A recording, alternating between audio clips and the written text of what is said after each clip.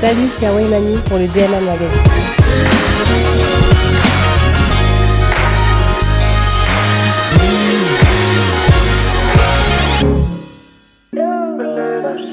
Alors moi, c'est Hawaii Mani, chanteuse, auteur-compositeur. Depuis toute jeune, j'ai bercé dans le domaine artistique de par mes parents. Et donc j'ai suivi leurs traces et aujourd'hui, je suis artiste comme mes parents.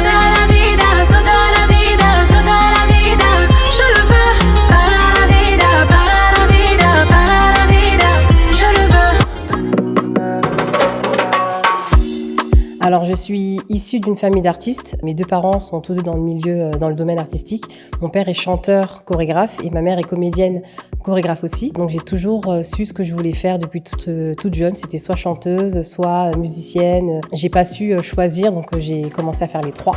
Et à la fin, je me suis arrêtée à la chanson.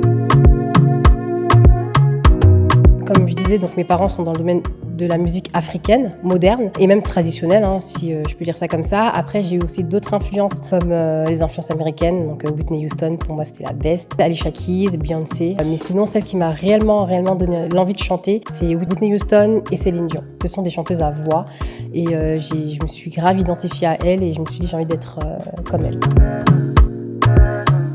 Alors c'est vrai que j'ai écrit pour beaucoup d'artistes. C'est à force de s'exercer. Au début, je ne savais pas du tout écrire et je me disais mais comment font les gens pour avoir autant d'inspiration, autant de vocabulaire, si je peux dire ça comme ça. Le conseil qu'on m'a donné, c'était de se forcer à écrire.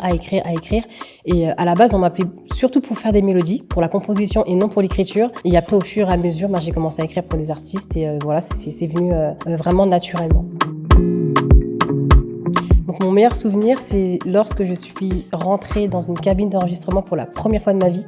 J'avais 16 ans. Voilà, c'était un ancien compositeur. C'est lui qui m'a mis le pied à l'étrier, qui m'a appris à faire des mélodies, qui a composé pour moi, qui écrivait pour moi. C'est l'un de mes meilleurs souvenirs. Ouais, il y en a beaucoup. Maintenant, faut choisir. Après, je pense que le rêve de tout artiste, c'est de faire des tournées, de se produire sur scène, de rencontrer son public. Si je pouvais faire un featuring avec de très très gros artistes, je le ferais. Après, je pourrais pas forcément dire qui exactement. Ouais, je vais tout blender.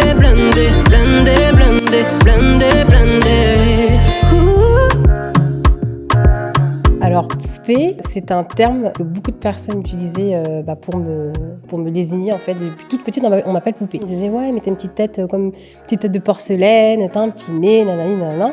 Donc sur le coup, au début, c'était cool, mais pour moi, c'était insignifiant. Mais en grandissant, lorsque j'ai produit cet album, j'ai voulu reprendre ce terme poupée, mais pas que pour la forme, mais surtout pour le fond.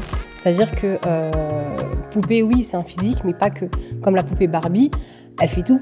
Elle peut être médecin, elle peut être vétérinaire et elle est douée dans ce qu'elle fait.